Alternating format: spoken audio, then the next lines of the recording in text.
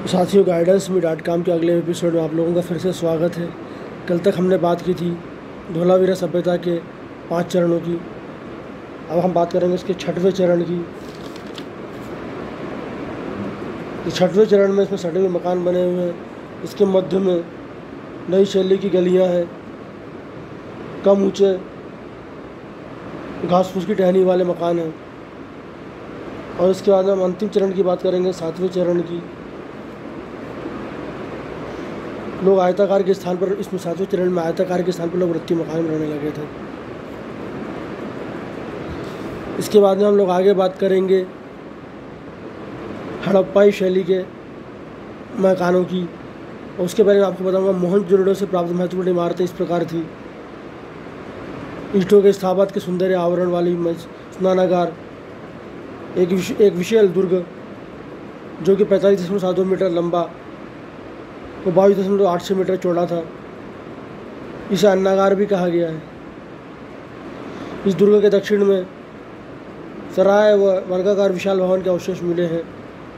इसमें 20 स्तंभ है। इसके उपयोग के संबंध में भिन्न भिन्न मत हैं। हड़प्पाई लिपि का प्राचीनतम प्रमाण 1530 अस्सी के आसपास का मिलता है, किंतु यह बहुत बाद में प्रकाश में आई। इसमें 64 मूल चिन्ह और 250 400 के आसपास अक्षर है। ये दाईं से बाईं ओर लिखी जाती थी, जैसे कि आजकल की नॉर्मल भाषाएं लिखी जाती हैं। अब तक सिंधु सभ्यता की हज़ारों मोहरें प्राप्त हो चुकी हैं, जो विभिन्न आकारों की है। अधिकतर सेल खड़ी में अल्प मात्रा में कांचली मिट्टी, गोमेद, चर्ट व मिट्टी से बनी हुई है। इन पर अनेक पशुओं की आकृतियाँ हैं। सिंधु घाटी की सभ्यता के नगरों की महत्वपूर्ण विशेषता मैं आपको बताना चाहूँगा। महत्वपूर्ण महल का निर्माण जालों की तरह हुआ है। ये पूर्व में टीलों या नगर में आवास क्षेत्रों में टीलों पर बने हुए थे। मकान के मध्य में एक आंगन होता था, जिसके चारों ओर 5 कंगूरे व स्नानागार साथ में होते थे।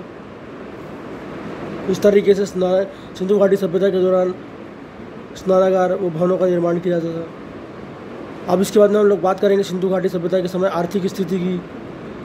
कि सिंधु और उसकी सहायक नदियों द्वारा प्रतिवर्ष लाई गई उपजाऊ जलोढ़ मिट्टी के कारण यहाँ पर अनेक महत्वपूर्ण फसलें होती थी, जिनमें मुख्यतः गेहूं और जौ उपजाऊ का उत्पादन किया जाता था। अब तक 9 फसलें पहचानी जा चुकी हैं। खेती के प्रस्तर और कांसे के औजारों का प्रयोग मान्य होता है। कालीबंगा में जुते हुए खेत के साक्ष्य मिले हैं। सर्वप्रथम हड़प्पा में कपास उगाया गया, यह बात एक ऐतिहासिक तथ्य है। इसके बाद हम बात करेंगे पशुपालन की।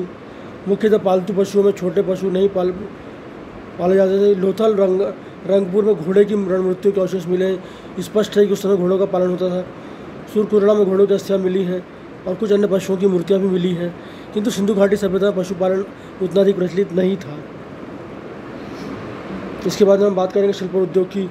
इस समय तांबे, कांसे और टिन के बर्तन बनते थे।